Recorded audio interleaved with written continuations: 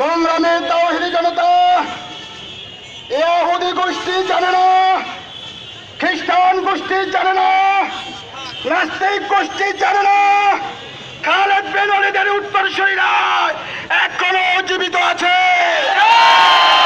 এরা জানে না মোহাম্মদ বিন কাসিমের উত্তরসূরিরা সারা পৃথিবীতে বেঁচে আছে।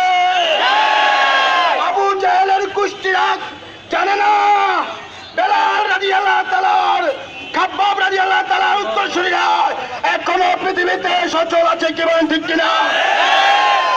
আমরা দায়িত্বহীন ভাষায়, অত্যন্ত দুঃখজনক ভাষায় বাংলাদেশের মিডিয়ার মাধ্যমে, বাংলাদেশের পার্লামেন্টের মাধ্যমে, বাংলাদেশের জাতীয় সংসদের মাধ্যমে আন্তর্জাতিক শক্তিগুলোকে জানিয়ে দিতে চাই যে পৃথিবীতে 150 কোটি মুসলমান বেঁচে থাকবে আর নবীর সাথে, বিশ্ব নবীর সাথে কোন কুলাঙ্গার বেয়াদবি করবে তার চামড়া রাখা হবে না।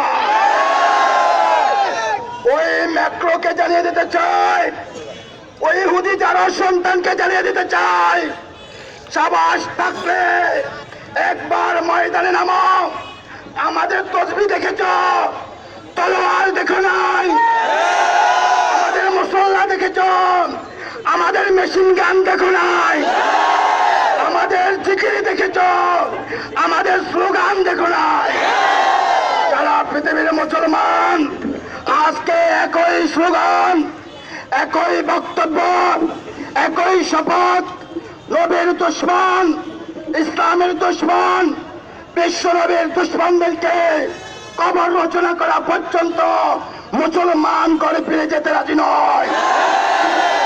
সাথে সাথে মিডিয়ার বন্ধুদেরকে বলতে চাই, প্রশাসনের বন্ধুদেরকে জানিয়ে দিতে চাই, মুসলিম দেশের সরকার, এদেশের শাহজাহান শাহপুরানের দেশের সরকার, ওলামায়ে কেরামের দেশের সরকার, মাননীয় শেখ হাসিনা অনতি বিলম্বে আপনি পার্লামেন্টের বৈঠকটাকে ফ্রান্সের বিরুদ্ধে সর্বাত্মক নিন্দা প্রস্তাব ঘোষণা করুন। আপনি পার্লামেন্ট বৈঠক থেকে পররাষ্ট্র মন্ত্রণালয়ে ওই ফ্রান্সের দূতাবাসকে